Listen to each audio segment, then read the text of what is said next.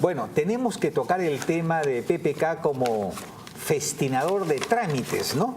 Pero antes de ello, queremos felicitar tanto Rafael y yo a Samuel Gleiser, destacado empresario, líder gremial y tenaz defensor de los derechos, ¿no?, empresariales, quien ha recibido la más alta condecoración que otorga el país, la Orden del Sol en el grado de Gran Cruz. Felicitaciones a Samuel, pues, ¿no? Y como bien dice el presidente de la Cámara de Comercio, sin duda, es un merecido reconocimiento a un ilustre peruano que consagró su vida al progreso nacional desde la trinchera empresarial. Y siempre lo hizo con decencia, con dignidad y con mucho respeto por sus trabajadores, ¿no? Sí. Oye, a ver, lo de Kuczynski. Sí, fíjate. Quien lo ha resumido muy bien es Federico Salazar, ¿no? Él dice: Pedro Pablo sorprende siempre, toca con solvencia la flauta, ha hecho un patrimonio personal respetable, habla varios idiomas, ha sido funcionario de muchos gobiernos y ahora presidente de la República. Pero una faceta que no le conocíamos se reveló también, que era un destinador de trámites. Resulta que el 4 de agosto de 2005 a las 10 de la mañana el Consejo de Proinversión conoció un oficio de la Contraloría que le indicaba, pues, de que había que tener cuidado con Odebrecht y otros debido a que tenían juicios por el Estado y las bases no les permitían concursar. Esto creó una especie de pánico que fue resuelto inmediatamente. Pues convocaron al doctor Juan Monroy, ¿no?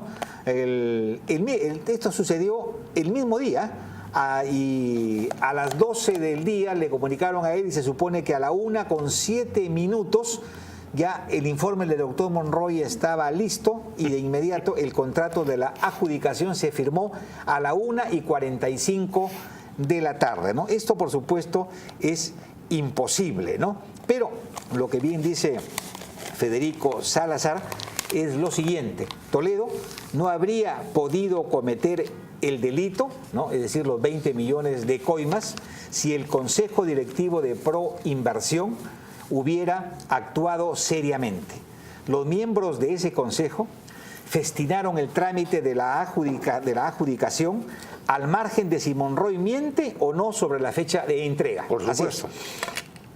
Uno dice, hubiera imaginado que a ese nivel de decisiones del Estado las cosas se hacían de manera responsable, formal y escrupulosa. Ahora sabemos que no es así y que los funcionarios de alto nivel pueden comportarse como cualquier ambulante de la avenida Abancay.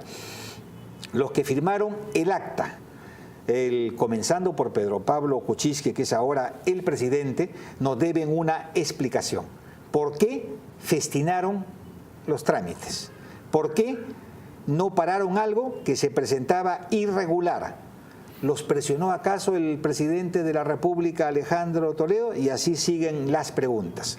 El sorprendente señor Kuczynski es el que nos debe explicar, más urgente que otros, ¿no? En principio dice, debe pedir disculpas al país y no dejar dudas, sobre todo de que fue parte del delito que cometió Alejandro Toledo.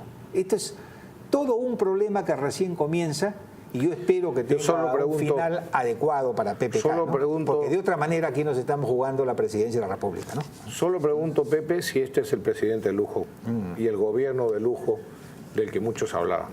Y solo pregunto, ¿qué hubiese dicho el comercio o cualquier otro, e incluso el propio Federico Salazar, si en vez de ser Kuczynski hubiese sido Keiko Fujimori, hubiese sido Jaime Yoshiyama o cualquiera presidente o alguno, Jorge Castillo, ¿no? De presidente de, o yo, hubiese sido director, miembro del directorio de Proinversión en la época en que fui ministro de Producción? ¿Qué hubieran dicho en ese caso? Ya estaríamos condenados, ¿no? Ya estarían presos, hombre. Ya estaríamos presos. Bueno, les voy a contar otra. Cuando las normas legales de hace mucho tiempo en el Perú establecen, desde la época de Toledo, establecen que cuando un funcionario público es acusado de la supuesta comisión de algún delito en función de un delito de función, es decir, cometido a raíz de sus decisiones como funcionario público, el funcionario tiene derecho a pedirle al Estado, a esa institución, a ese ministerio, que le contrate un abogado de su confianza para que para que lo defienda. Si uno pierde, es decir, si demuestran que uno es culpable, tiene que devolver lo que el Estado gastó en la contratación de ese abogado. Yo lo pedí y una serie de militares lo han pedido, lo pidieron también en la época del gobierno de Humala, en la que el señor Pedro Cateriano y el señor Balaquivi eran ministros de defensa. Nos lo negaron. Algunos recordará que se hizo un más o menos escándalo mediático en la prensa por la negativa de Cateriano y de Balaquivi, y dejaron indefenso al exministro, a mí, y a una serie de militares y civiles que también trabajaban en el Ministerio de Defensa. Muy bien, resulta que ahora eso que nos negaron a nosotros ha sido, aquí están las resoluciones ministeriales, amigos, ha sido solicitado nada menos por el señor exministro Balaquivi para defenderse de 2 acusaciones de delito: desobediencia y resistencia a la autoridad, una, y corrupción de funcionarios contra la administración pública y contra la fe pública. Y ha pedido al Ministerio de Defensa que le contrate su abogado, y por supuesto el Ministerio de Defensa, procediendo de acuerdo a ley, se los ha contratado.